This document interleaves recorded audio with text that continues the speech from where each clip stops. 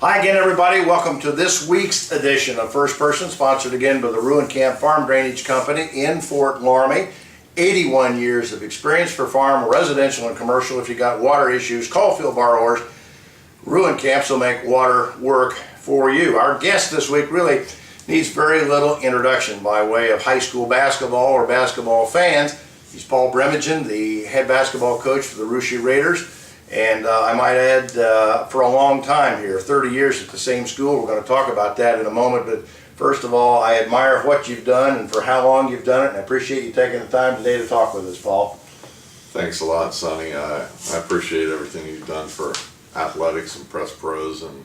And it's always a good click for me on the computer, once a day and just see what's going on. Well, you've made it fun, and I appreciate that. Yeah. You've made it good for us. The one thing that I want to talk first about is the uniqueness of your situation here at Russia, because as I said in the intro, you don't see many guys. You're kind of an anomaly as a coach who's been in one school for 30 years as an assistant and as the varsity basketball coach. And I'm going to ask you first of all, how do you do that? Well, I've had a lot of good experiences here at Russia. I've raised my two sons in the school system. My wife's from Fort Laramie, so I pretty well was resigned to the fact that I was going to stay here, and it's a great community, and we've got great kids, and I always tell people around the area that the kids are very well disciplined here. We don't have a lot of the problems that other schools have, and what is a big thing discipline-wise here is not a big thing other places, and our kids are devoted to the sports that they're in at that time, and once baseball hits, our kids are devoted to those, and it's a very good situation where we've got kids that are willing to participate in a lot of sports. We've got 33 kids in our basketball program right now, 9 through 12 boys.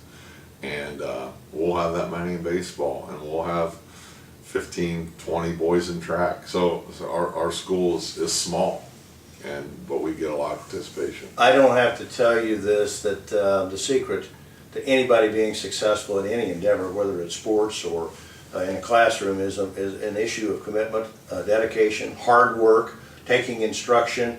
And that's one of the things that I think that gets a lot of people, coaches, out of whack with communities today. That we live in a culture of instant gratification. People want to see their son or their daughter successful immediately, regardless of circumstance. But how have you gotten kids over the years to commit to doing the hard work necessary to be successful in basketball? Well, I don't think there's any question. When I first came here, there's kids that go out for basketball and really, they would work very, very hard and not play very much, and that's what they wanted to do. And over time, kids have found more and more things to do. Mm-hmm. And there's been other avenues for them to be able to play, and so that leaves those kids that also want to, don't do that, that possibly can go do some other things, and that's where we can run into. I've always been a firm believer, and my dad was a football coach for 36 years, and he always told me that the kids are going to win for you on Friday night in football, or the kids are going to win for you on Friday night in basketball, and they're the ones that you want to get the baton in the 4x4, or they're the ones that you want to be up with bases loaded and 2 outs in the bottom of the 7th, and there's a lot of truth to that, and I think we've got a lot of kids in that regard right now.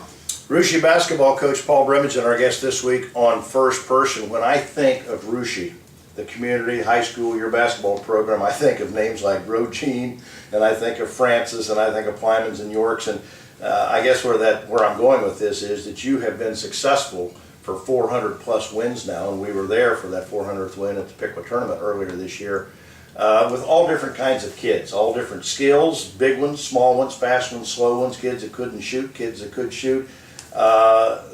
there's something to being able to do that, about taking those kids and adapting your style to fit the attributes of all those different kids. Yeah, and I'm kind of a basketball junkie.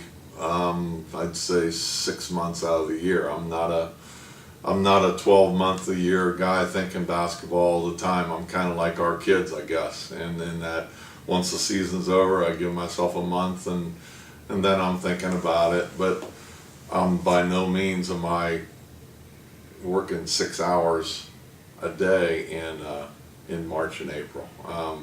Our kids go somewhere else, and I kind of do too, and maybe that's why I've been doing it so long. But I also realize that you have to be flexible. We have to be flexible with our ability, our talent. This year we're running a press that we've never run before. I've never run before, but I felt like that we had the talent and the kids that could press with the depth, but we also had, some kids that were kind of limited in how they could press. So we've kind of been running this, and the kids have taken to it, and it's worked out pretty well. I'll bring up a couple of names in relative to what we were just talking about. Gavin Hoying, Nolan Francis are your typical Russia athletes. They play baseball, they certainly play basketball. Those guys have really budded for you this year.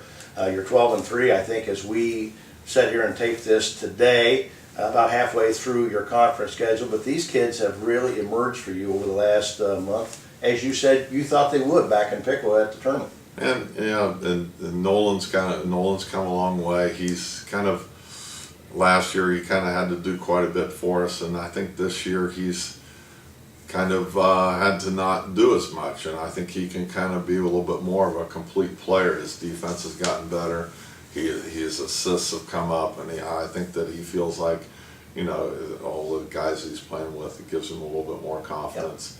Yep. Gavin is just, his motor has just doubled this year. He's just really come on and really has improved from his JV year, and not to mention a lot of the other kids that are playing with us. We've got, like I said, we've got 11 kids that are on the varsity, and they're all contributing in their own way. Some kids aren't playing as much, but they're out there strapping it on. You'll see them tonight at practice. They'll be busting it just like the rest of them, and that's what's neat about this group, is that they really get along well, and they're really a lot of fun to coach. Over the years, it's been said and documented so many times, you coach in a league where there is no football, with the exception of Anna.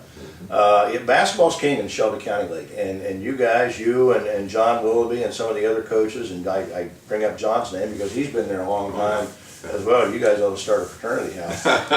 But the fervor for basketball here, we're coming into the tournament draw in about 3 weeks, is just off the charts come February and March, and I know that makes it fun. But we talk about 30 years, but some of it's got to be fun, and I know how you and John and some of the other coaches here really enjoy that. Oh yeah, it's a lot of fun, and our gyms are full, and I talk to referees all the time that love to come up to Shelby County, and because they know the gyms are going to be full, and that people are going to be amped up, and I think it might be a little different from what they're used to seeing in some places, and they really look forward to working Shelby County League, and I think we can kind of get a little spoiled when we don't fill our gyms or whatever, but it's a neat atmosphere when you get two Shelby County League teams going at it, and like here on Saturday night we've got Versailles coming in, and then the following Tuesday we got Loramie coming in.